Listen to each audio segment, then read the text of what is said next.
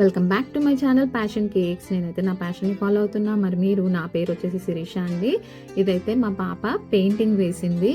దగ్గరగా 15 అవర్స్ అయితే పట్టింది. 3 days అయితే టైం తీసుకొని ఓవరాల్గా అయితే కృష్ణుణ్ణి కంప్లీట్గా ఈ విధంగా అయితే కంప్లీట్ చేసిందనమాట. అక్కడక్కడ క్లిప్పింగ్స్ అయితే తీసుకున్నాను. చాలా అంటే చాలా బాగా వేస్తుంది పాప అయితే. నేను ఎందుకు చెప్తున్నానంటే చాలా మటుకు మన సబ్స్క్రైబర్స్ అడుగుతున్నారనమాట, అక్క మీరు ఎక్కడైనా ఆన్లైన్లో క్లాసులు ఇప్పించారా అమ్మాయికి, బాగా వేస్తుంది, మేము కూడా తీసుకుంటామంటే. ఆన్లైన్ ఏం కాదండి, మొత్తం కూడా యూట్యూబే. స్టార్టింగ్ నుంచి కూడా పిల్లలు డ్రాయింగ్ అనేది ఇంట్రెస్టే.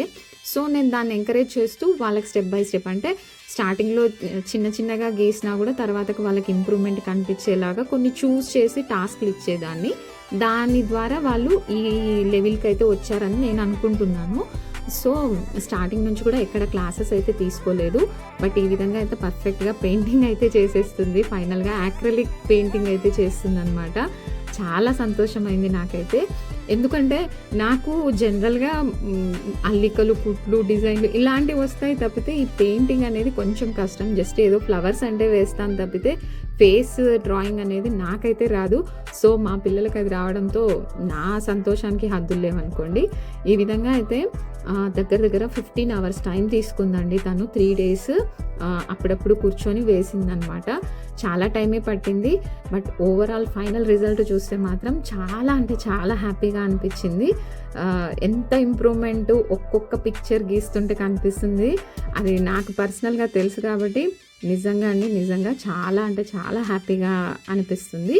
సో మీ పిల్లలకి ఇంట్రెస్ట్ ఉంటే ఫస్ట్లో అయితే వాళ్ళు ఏది గీసినా సరే సపోర్ట్ చేయండి. అంటే పిచ్చిగా అనిపిస్తాయి మనకు స్టార్టింగ్లో గీసినాయి, కానీ మీకు స్టార్టింగ్ పిక్చర్స్ కూడా చూపిస్తాను.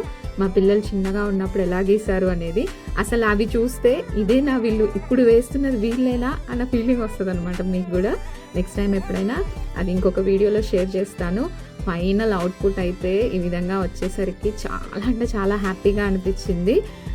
ఇది ఫస్ట్ టైము ఒక పెద్ద షీట్ మీద వేసింది అనమాట. A4 సైజ్ కాదు ఇది, 30 centimeters పేపర్ తీసుకొని వేసింది.